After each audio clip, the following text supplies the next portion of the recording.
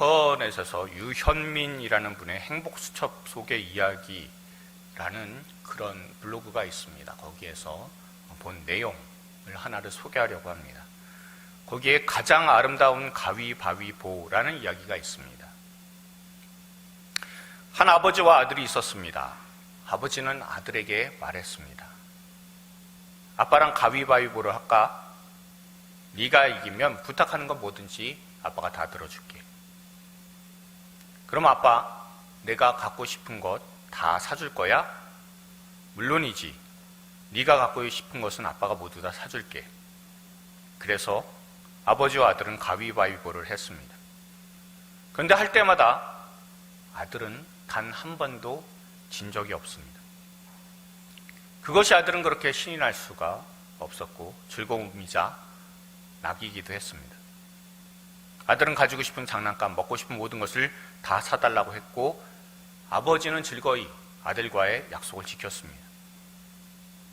아버지는 가위바위보를 해서 이겨서 기뻐하는 아들을 보면서 자신도 정말 기뻐했습니다. 아버지가 가위바위보를 할 때마다 아들에게 일부러 져준 것은 아들은 아직 어려서 알지 못합니다. 또한 아들은 오직 주먹밖에 낼 줄 모릅니다. 아들은 태어날 때부터 손가락이 없는 조막손이어서 오직 주먹밖에 낼 수 없기 때문입니다. 언제까지나 아버지는 이런 아들에게 계속 지고 싶어 합니다. 언제까지나 자기가 주먹밖에 낼 줄 모른다는 사실을 아들이 스스로 알아차릴 때까지 아버지는 또 계속 져줄 것입니다. 그럼에도 아버지는 아들이 자신의 주먹밖에 낼 줄 모르는 것을 알게 될 날이 오지 않기를 간절히 바라고 있습니다. 혹시 보셨을 수도 있습니다. 그러나 이것이 다 부모의 마음이 아닐까라고 생각을 해봅니다. 세상에서 가장 중요한 존재 중에 사람 중에서 찾는다고 한다면 단연코 부모가 가장 중요합니다. 어떤 사람이 부모였는지에 따라서 사람의 삶 자체가 아예 바뀌게 되는 것을 우리는 얼마든지 보게 됩니다. 하나님께서도 우리가 아버지라고 부르는 것을 좋아하십니다. 그래서 우리도 하나님이라고 부르는 것보다 하나님 아버지라고 부르는 것이 더 익숙하고 편안합니다. 하나님은 우리를 이 세상에 탄생하도록 하신 부모님이십니다. 예수님은 우리가 잘 알고 있는 탕자의 비유를 통해서도 하나님 아버지의 사랑을 어진 아버지의 모습으로 표현하셨고 또한 아버지의 사랑을 정말 이렇게 감동적인 그런 말씀으로 표현한 그런 대목이 성경에서 찾아보기가 사실 쉽지 않습니다. 여러분들의 기억 속에 부모님은 어떤 분이십니까? 그리고 그 부모님을 기억하시면 어떤 감정부터 떠오르십니까? 그리고 여러분의 자녀들의 마음속에 여러분들은 어떤 부모로 기억되기를 원하십니까? 여러분은 저를 목사이자 설교자로서 제 앞모습만 바라보실 수 있으십니다. 제가 의도를 했건 의도하지 않았건 제가 보여드리는 모습만 보실 수 있으십니다. 그러나 제 아내와 제 딸들은 제 뒷모습도 압니다. 아직도 이상한 목사라는 사람이 무슨 생각하는지 모르겠다라고 생각하는 분들이 있다면 제 딸들한테 맛있는 거 사주시면서 물어보시면 됩니다. 아주 좋은 거 사주시면 사주실수록 고급 정보를 아실 수 있으시게 됩니다. 오늘 본문을 택하기 전에 많이 고민을 했습니다. 순서상으로는 오늘 본문 예레미야 애가가 맞습니다. 그런데 오늘 어버이 주일이잖아요. 예레미야 애가는 예레미야의 슬픈 노래입니다. 조금 더 정확히 하면 예루살렘의 함락과 예루살렘 성전의 파괴로 인해 슬퍼하는 예레미야의 추도시라고 하면 딱 맞을 겁니다. 그러면 전혀 어버이주일하고 맞지가 않잖아요. 어버이주일이니까 그에 따른 본문을 택하고 나서 그리고 그 다음 주에 사실은 예레미야 애가를 하는 것이 맞을 겁니다. 그래서 다른 본문을 뭘 할까 이렇게 뒤적이고 있는데 그동안 하나님께서 말씀을 선포할 때마다 놀라운 은혜를 베풀어 주신 것이 기억이 났습니다. 우리 교회가 맨 처음에 새벽 기도를 드릴 때 다시 우리 교회가 재건되어야 되는 그런 상황이기 때문에 우리의 신앙이 다시 하나님의 은혜 가운데서 재건되어야 되는 그때이기 때문에 묘하게도 제가 의도를 한 것이 아니었는데 느헤미야서를 하게 되었습니다.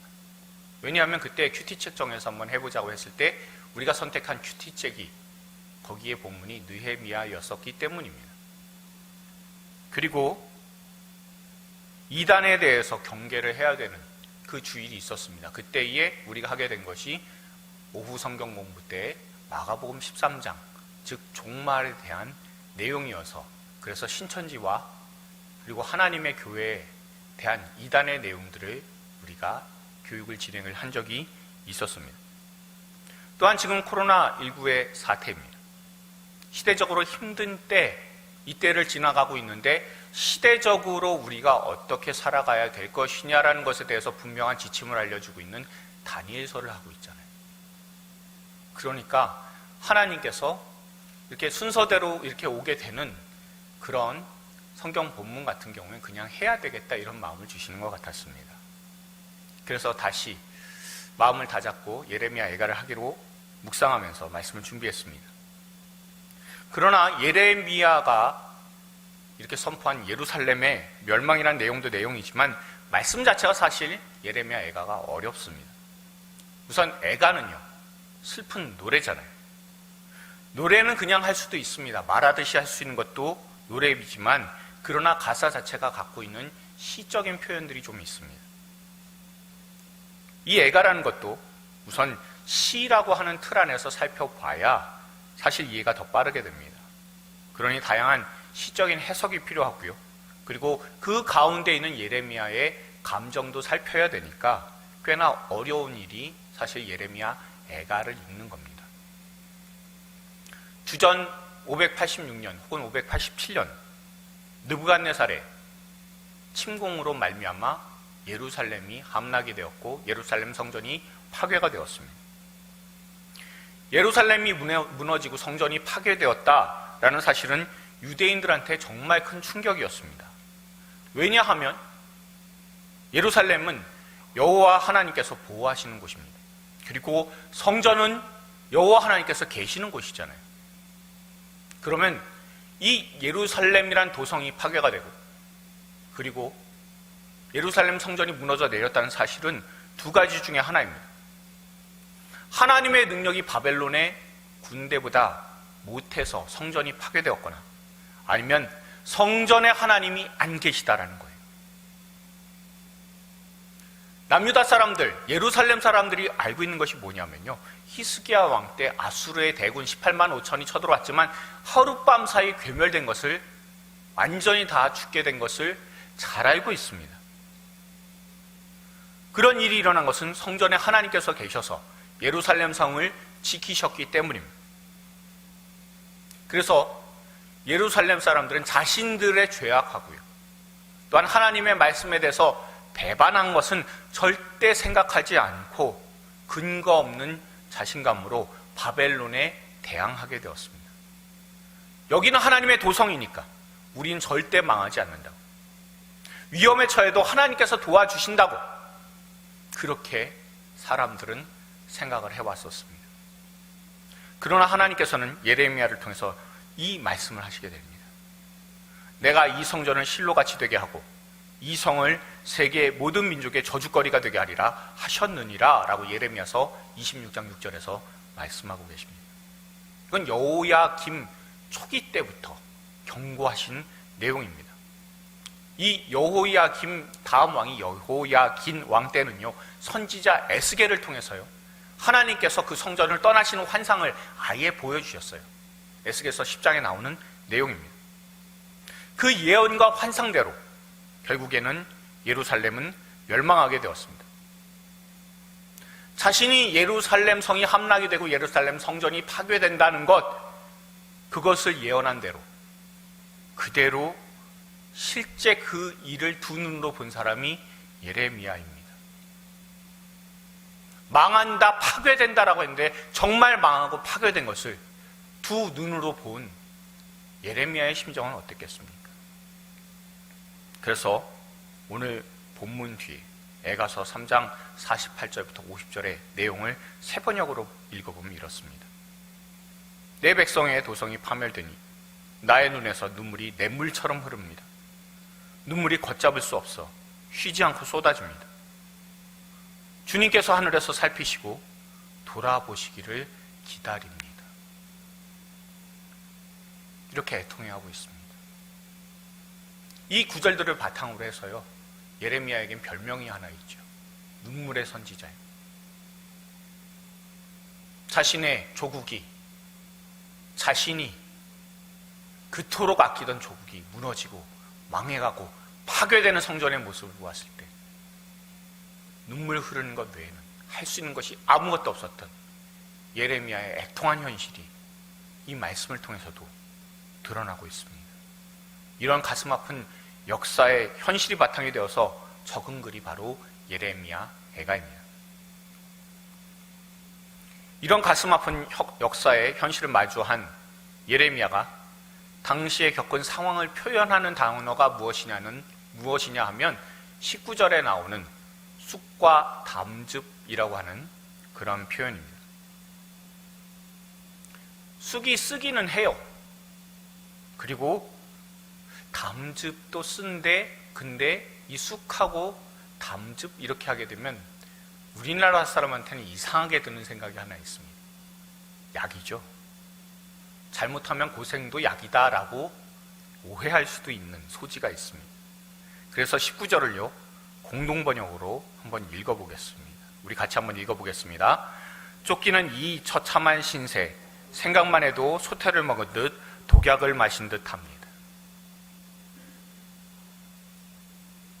제가 예전에 고등부를 담당을 했을 때입니다. 그때 전도사였을 때입니다.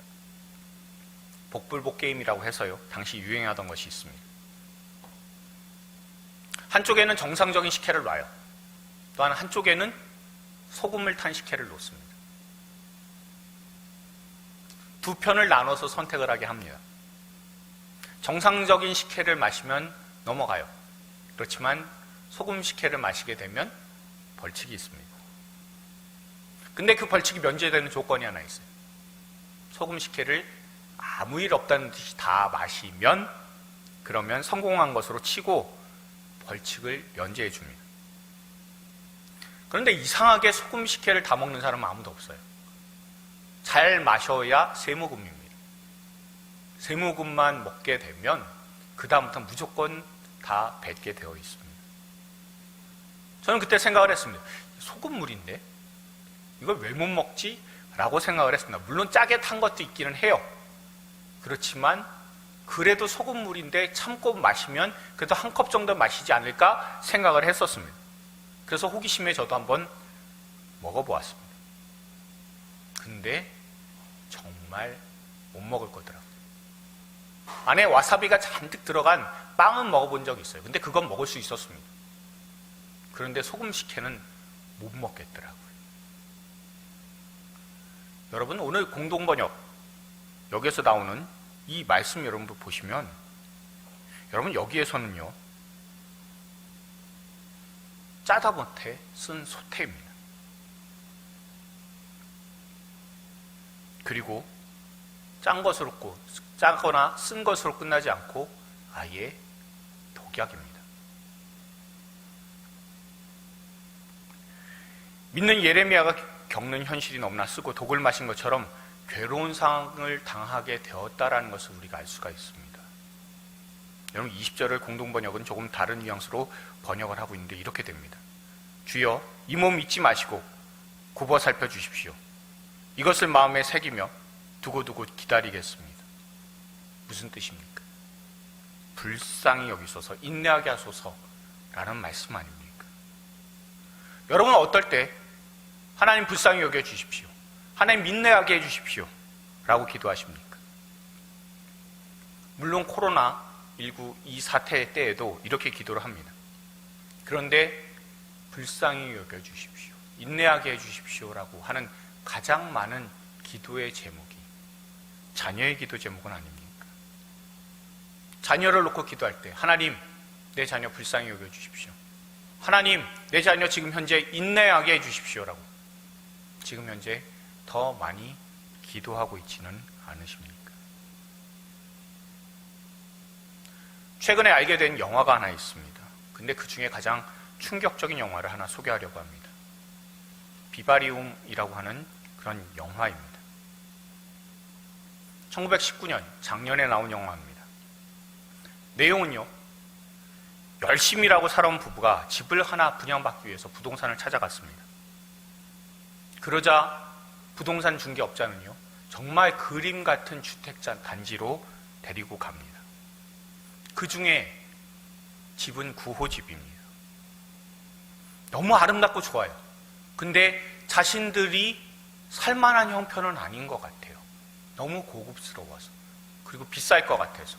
그래서 우리가 지금은 못하고 다음번에 계약하겠습니다라고 얘기하려고 하는데 부동산 중개업자가 보이지 않습니다. 그래서 자신들이 타고 온 차를 타고 동네를 떠나려고 나섰습니다. 한참 몰고 갔습니다. 근데 다시 돌아온 것이 바로 그 구호집입니다. 동네가 모두 다 똑같은 집이기는 해요.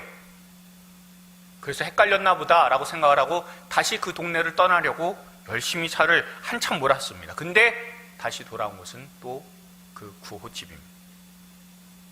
절대 떠나지 못하는 거예요. 너무나 이상해서 그 집에서 묵기로 합니다. 그리고 그 다음날 아침 일찍부터 그 동네를 떠나기 위해서 수고하고 애씁니다. 탈출하기 위해서 노력을 합니다. 근데 모든 게 헛수고입니다.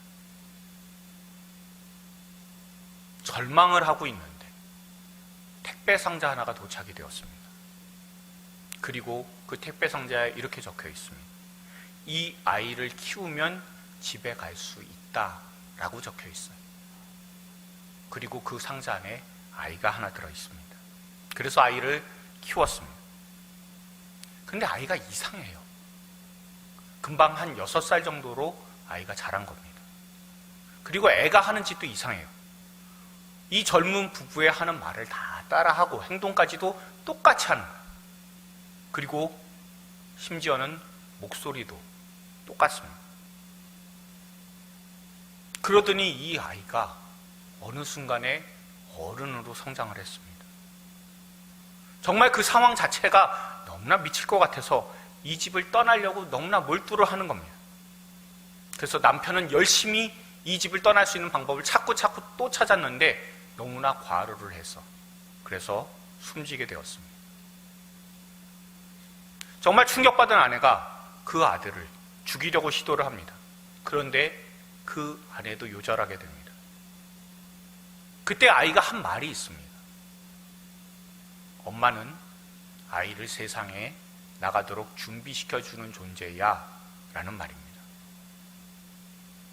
그리고 그 아이가 이 엄마의 장례를 치르고 그렇게도 부부가 밖으로 나가기를 원했던 구호집을 간단히 떠나서는 세상에 취업을 하게 된, 그리고 그 세상에서 살게 되는 것이 이 영화의 끝입니다.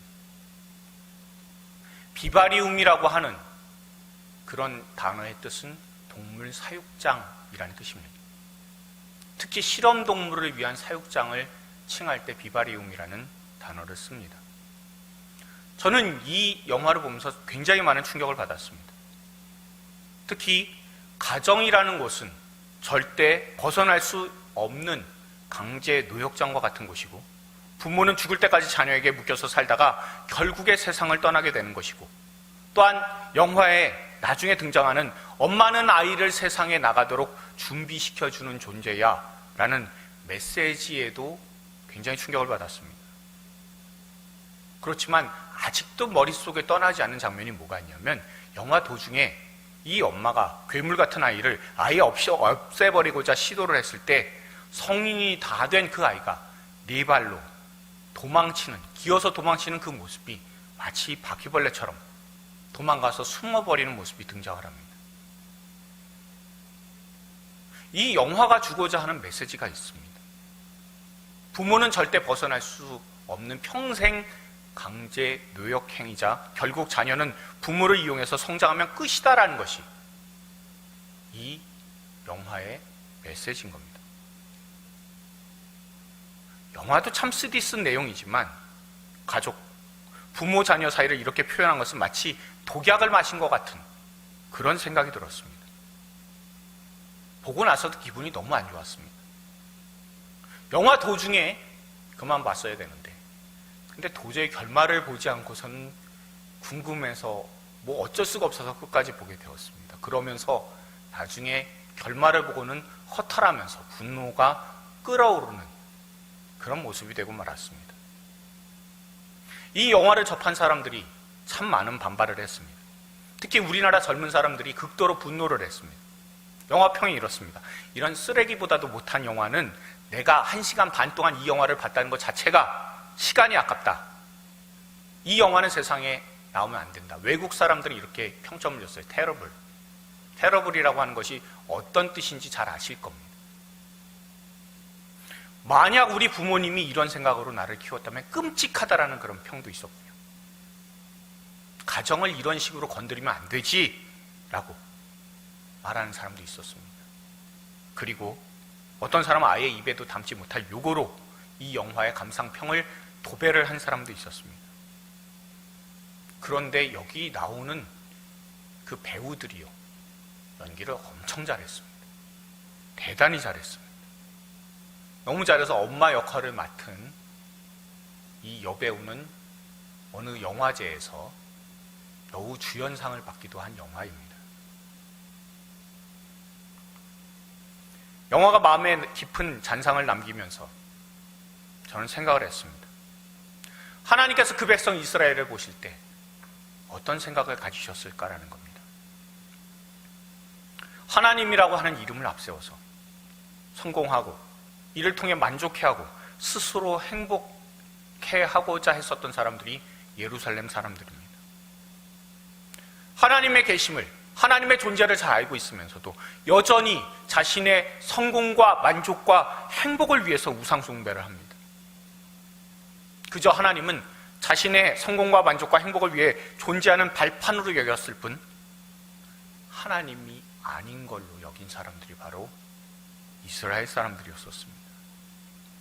하나님께서는 이런 이스라엘을 징계하시기 위해 이방을 들어서 혼을 내시기도 하고 선지자들을 보내셔서 말씀을 하시기도 했습니다.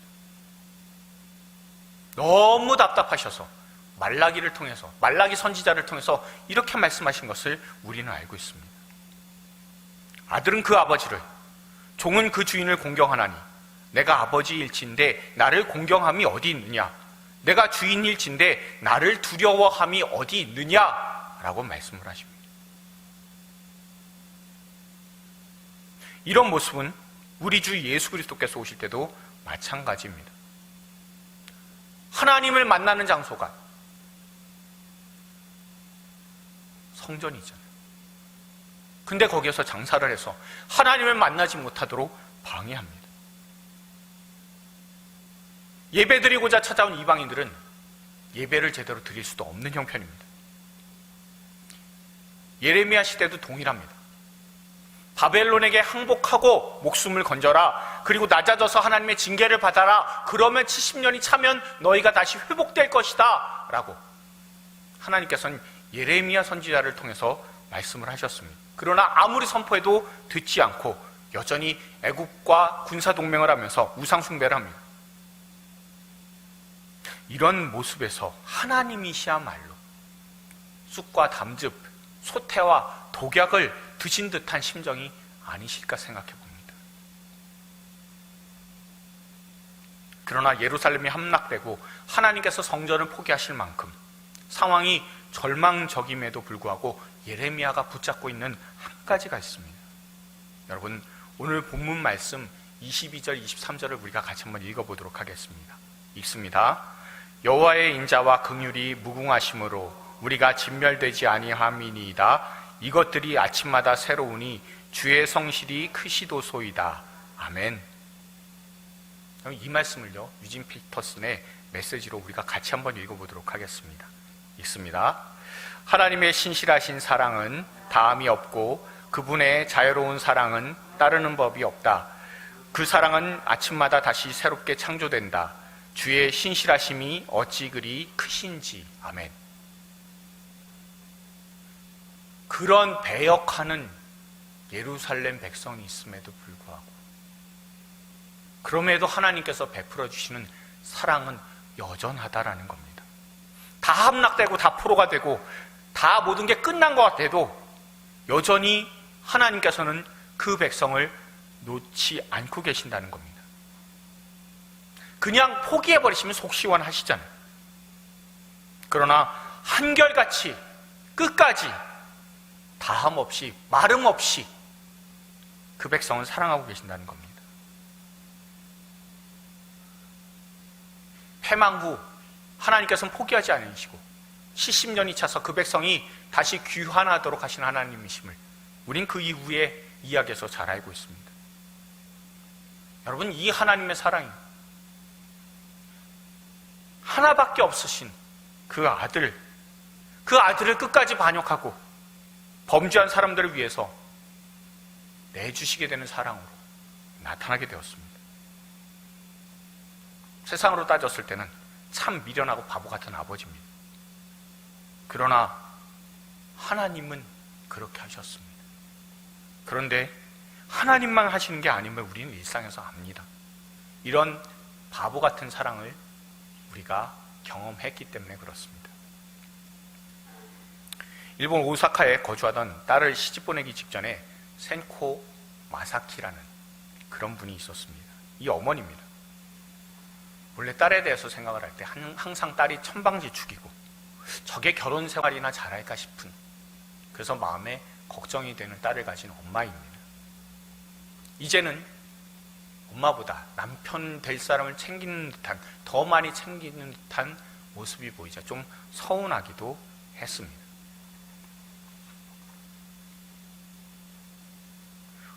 그때 엄마 센코 마사키 씨는요, 예비 신랑하고 놀러 나간 딸 대신에 그 반지를 좀 수리를 하려고 결혼 반지를 맡겼다가, 그리고 그 맡긴 장소가 집에서 멀어서 자신이 차를 몰고 그 반지를 찾아오는 중이었었습니다. 딸이 부탁을 했습니다. 엄마 미안한데 반지 좀 찾아다 달라고. 그 반지에 박힌 보석이 신랑의 갑오, 신랑 집에 가보라고. 그러니까 특별히 조심해 달라고. 그거 없어지면 엄마 나 결혼 못할지도 몰라 라고 그렇게 부탁을 한 반지였었습니다. 좀 마음이 괘씸하긴 했어도 딸이 새하얀 드레스를 입고 그리고 결혼식장에 들어가서 행복한 그런 결혼 생활을 할 모습을 생각해 보니까 너무나 마음이 기쁜 거예요. 그런데 그렇게 다녀오던 도중에 앞에서 오던 버스가 뭐가 잘못됐는지, 이 버스가 중앙선을 넘어서 이 마사키 씨의 차를 덮쳤습니다. 그리고 완전히 그 차가 찌그러졌고, 찌그러진 그 사이로 기름이 새어서 불타버리게 되었습니다. 결국 딸은 엄마 마사키 씨를 영안실에서 만나게 되었습니다. 새카맣게 타버린 엄마의 시신을 보면서 딸은 통곡합니다. 너무나 슬퍼서 정신을 잃을 것 같은 그런 상황에 부검을 한 의사가 다가옵니다. 다가와서 딸에게 반지를 손에 쥐어줍니다. 그럼 보석 같은 경우에는 불에 상하게 되어 있습니다. 근데 이 보석은 아무 흔적이 없습니다. 긁힌 흔적도 없고 깨끗합니다. 부검한 의사가 말했습니다.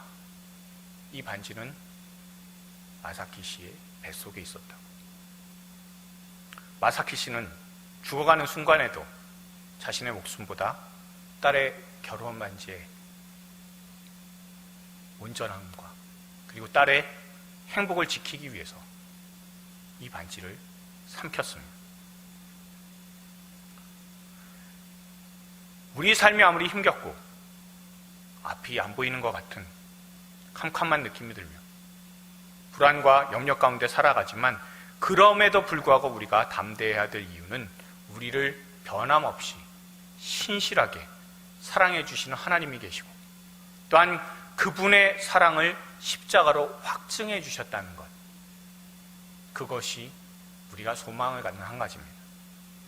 그리고 그 사랑이 책 속에서만 혹은 사람의 공상에서만 나오는 것이 아니라 실제 존재하는 것이다라는 것을 우리에게 알려주시기 위해 보내준 분들이 바로 우리 부모님이고, 우리가 바로 그 부모님의 사랑을 통해 하나님의 사랑이 어떤 것인지를 알게 됩니다.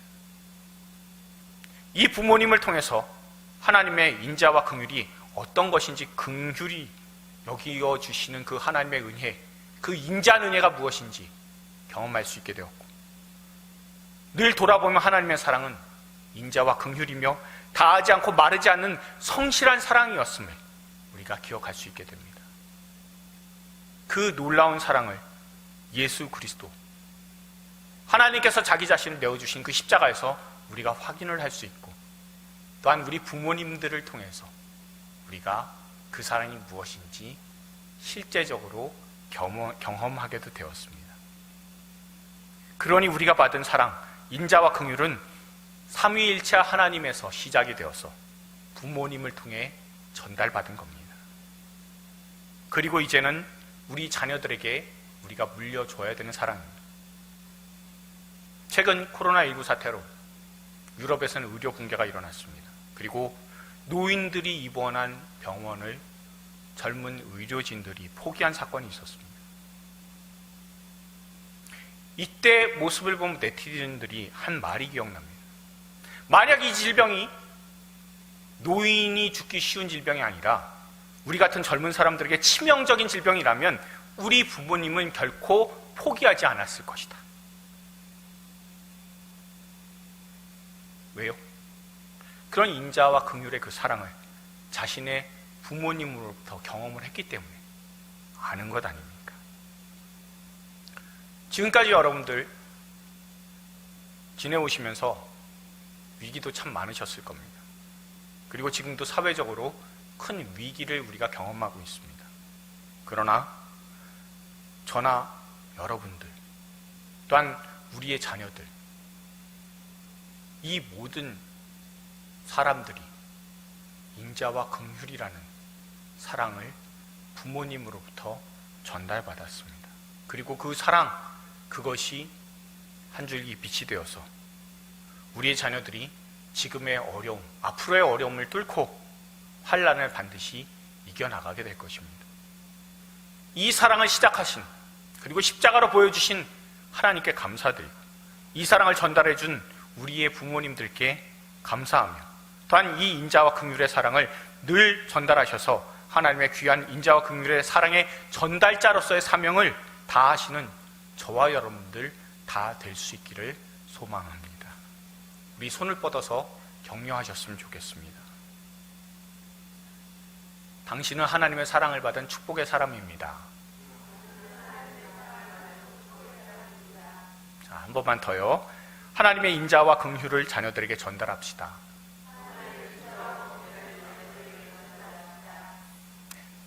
그 마음으로 살아가서 정말 하나님의 인자와 긍휼의 전달자로서 살아내셔서 우리 자녀들에게 하나님의 사랑을 전하시고, 그것을 통해 자녀들이 소망의 빛을 잡는 그런 축복의 자녀들 다 될 수 있기를 소망합니다.